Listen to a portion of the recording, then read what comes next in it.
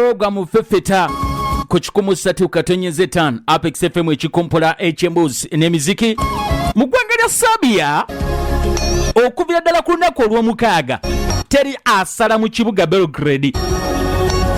Ekibuga Belgrade mu ggwanga lya Serbia kikutte omuliro okuvira ddala ku lunaku olw'omukaaga.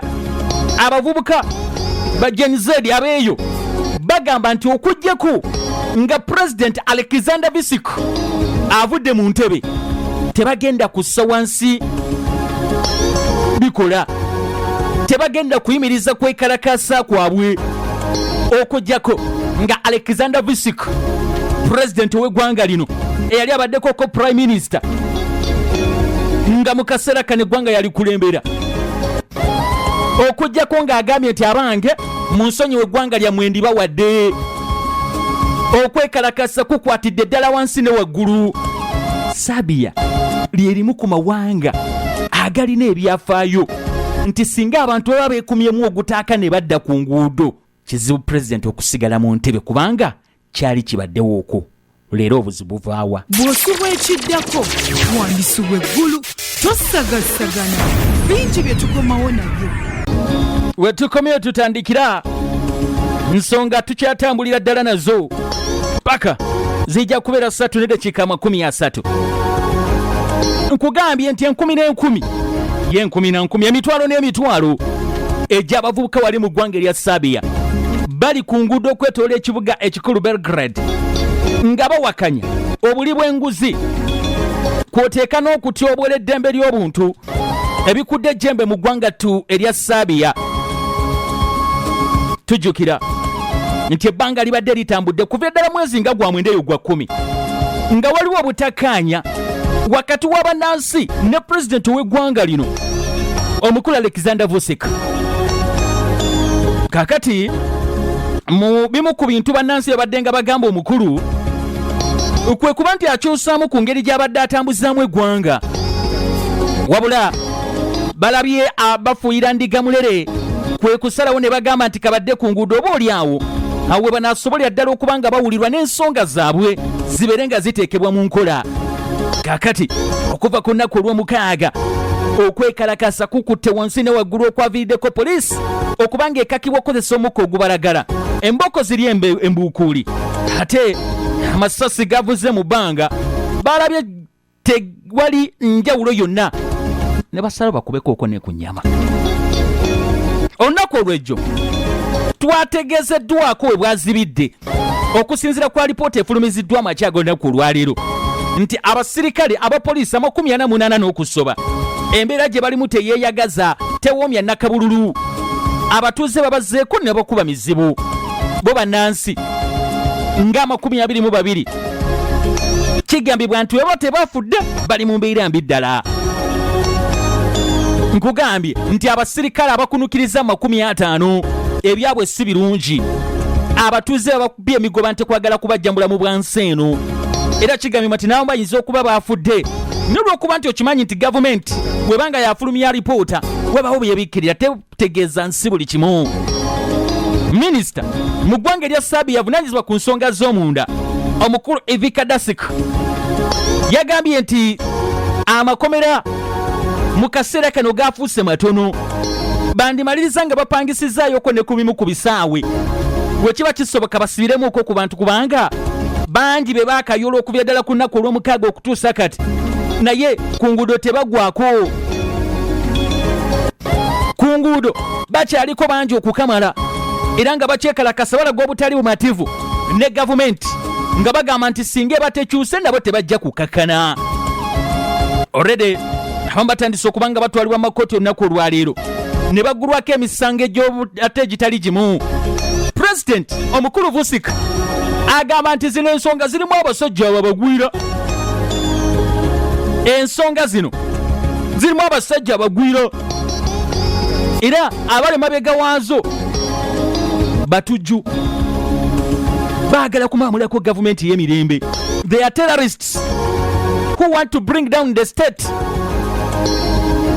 Olumba otya omusirikale okumukuba emigoba nte ng'ogamba nti gwe toli mutujju bo bannansi abeekalakasa bagamba nti omukulu engeri gy'afugamu eggwanga si ya kintu kiramu. Eggwanga alifugisa mukono gwa kyuma. Gwe nkugamba ono yali abaddeko ko prime minister mu mwaka gwa 2014 n'amala ku ntebe emyaka gyali 3 mirambirira. Tuyingira 2017 afuuka president oluvannyuma lw'okwekalakasa okwakwatira ddala wansi ne waggulu okwajjako Slobodan Milosevic eyali afugidde eggwanga ery'ebbanga eryalisoba mu myaka 20 ye tejali 25. Slobodan Milosevic yafuga eggwanga lino erya Serbia okumala emyaka 25. Abantu ne badda ku nguudo mu 2017 ne beekalakasa ne batabuka. Yattako be yatta abasinga ne bamulema era okukakkana nga bamugye mu ntebe bw'atyo. Adduse mbirimbiri kakati Alexander Vucic akwata mu 2017 akyafuga paka kati ne bannansi bagamba nti ate ono mubi nnyo. Bukyanga babeera n'abakulembeze babi ate ono muka. Okwekalakasa kuno nagambye nti mwezi ogw'e11 okwo kwaliwo okwo ng'obuzibu nno we bwava waliwo olutindo olusangibwa mu kibuga Novi Sad olwagwa naye ng'ekikwasa ennaku nti olutindo luno lwali lwakamaliriza okuba nga luddaabirizibwa. Wayita ennaku 2-3 ne lugwamu era abantu abasoba mu 16 baafiirawo. Abamu tetujja kuboogera, bano baafiirawo mbulaga bangi. Ne bavayo ne bagamba nti ekyaviirako olutindo luno kubanga lugwamu kyekyokuba nti contract yennyini abaagiweebwa amazima gennyini baali bamanyi kulima nguudo za maalamu buno obukubo bw'omu byalo nga tebalimangako wadde oluguudo lwa koolaasi. Naye olw'okuba nti waliwo buli bw'enguzi abasajja baagulirira ne babawa obuwumbi bw'ensimbi we batyo babeere nga balima oba nga bazimba olutindo olutaali mu mbeera nnungi era lwagenda okumaliza nga luguddemu abantu bafudde. Okwekalakasa kwakwatira ddala wansi ne waggulu mu mwezi ogwo ogw'e11 omwaka oguwedde gye byaggwera nga President Alexander Vucic alagidde nti obukulembeze bukyusibwemu. Ntegeeza mu gavumenti ye baminisita bawererako ddala yabagoba n'aba ng'ateekako baminisita abapya akola reshuffle n'ekibiina kye kya Serbian Progressive Party ne kivayo n'eddoboozi ery'omwanguka nga kigamba nti tebasobola kukkiriza mbeera bw'etyo kubanga addamu kubanga etuuka ku bannansi. Kale ne balowooza nti buli kimu kiteredde. Kuwombe abavubuka ku mayunivasite agawererako ddala n'abo abaali baamaliriza dda okusoma kwoteeka abaalemwa naye nga emirimu tebalina, baalina enteekateeka yaabwe ng'ate yo ndalamu. Bano enteekateeka yaabwe yali eyawukanira ddala ku ya pulezidenti. Bingi bye baali basuubira. Ate muganda wange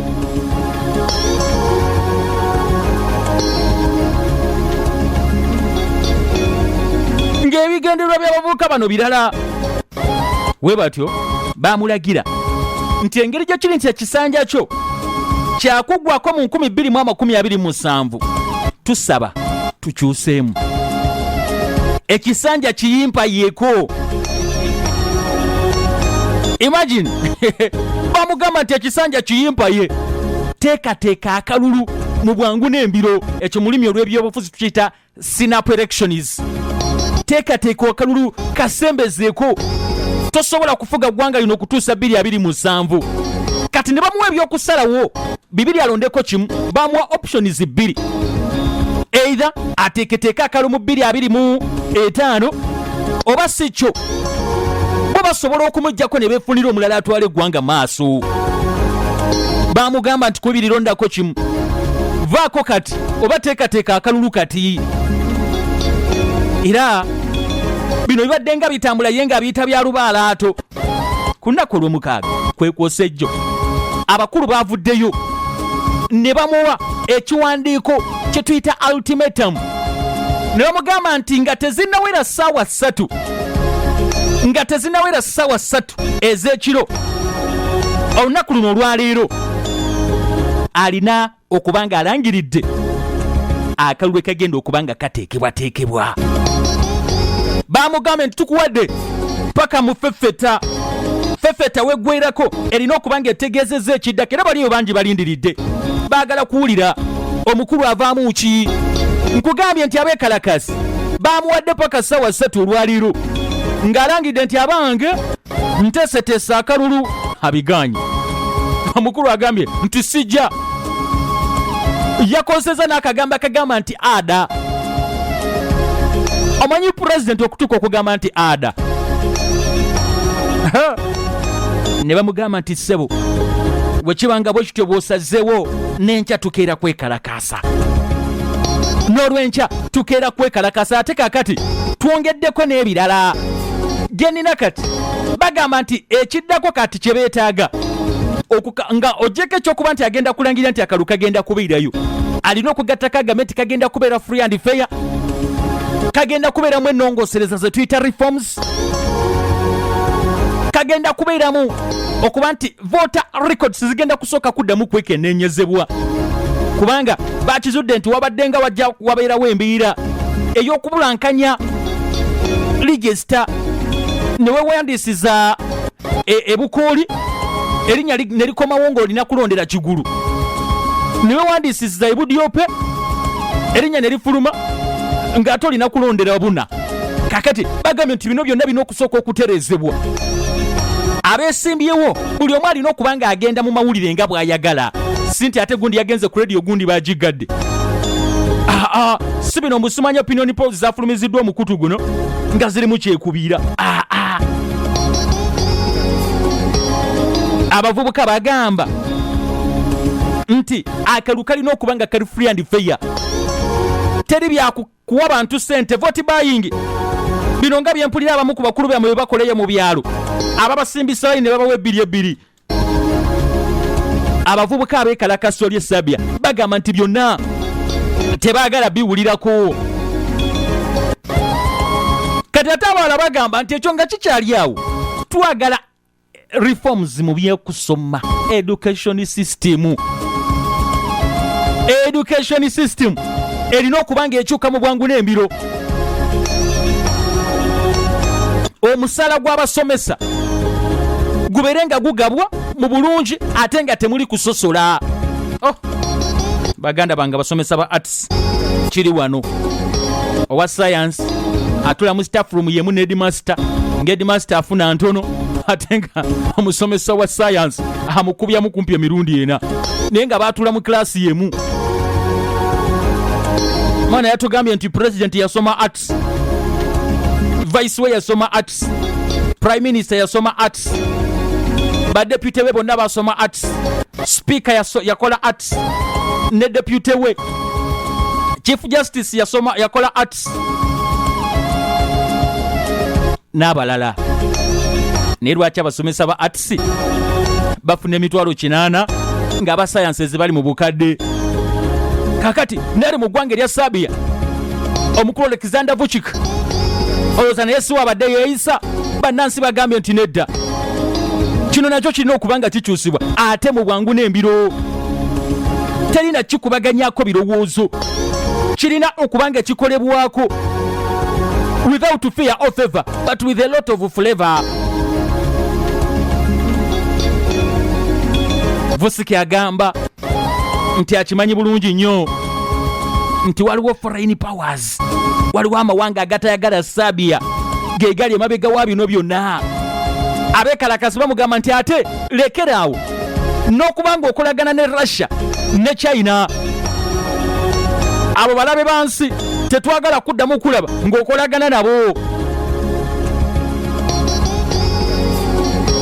Sofa kigambibwa nti abantu abali ku nguudo abeekalakaasa basoba mu mitwalo 14, basoba mu mitwalo 14. Mabega wonna n'eggwanga lino lizenga libeeremu okwekalakaasa, naye okusinga kubaddenga kwa mirembe. Naye okwaluno muganda wange kwa kufana muntu.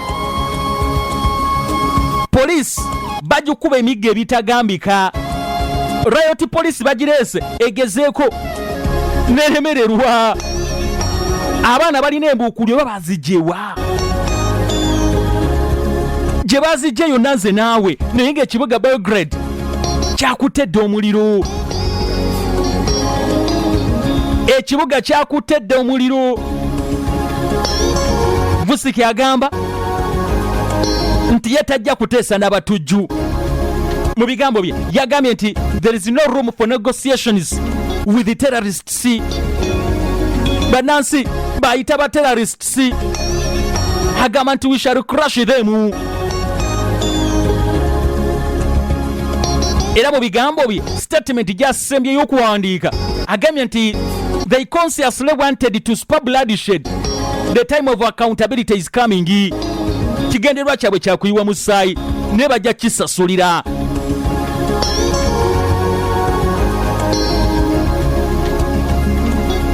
Nti omukulu yagamba teri kussa wansi bikola bagenda kubanga babaŋŋanga kubanga bano batujju. Baji beebuuza nti ne gavumenti enaamalako abantu nga bangi enaasobola okudiringa nabo enaabamalawo omanyi waliwo statement omukulu omu gye yakozesanga nti you can kill us but you cannot kill us all. Sobola okututta naye tosobola kututta ffenna. Kakati abeekalakasi mu ggwanga wali erya Serbia balabika ye ŋŋombe kwe batambulira. Musobola okututta naye temusobola kututta ffenna. Musobola okututta naye temusobola kutumalawo. Nagambyeko dda nti guno si gwe mulundi ogusoose gwe tulabye kwekalakasa mu ggwanga erya Serbia ate ne kuvaamu ebibala. Sebo mu mwaka gwa 1989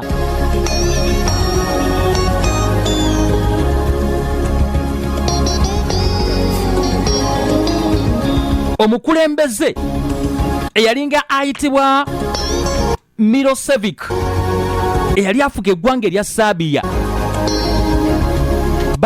yajja n'atwala eggwanga paka 2-5. Muganda wange omukulu baamutwala talinnya, baamuggyako mu kye baatuuma bulldozer revolution.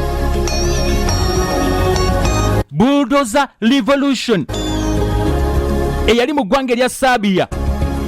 Ate omukulembeze Milosevic yamuleka waggulu. Bannansi baatabuka, bannansi baatabuka naddala mu mwaka ogw'enkumi awo. Omukulu yasigala waggulu.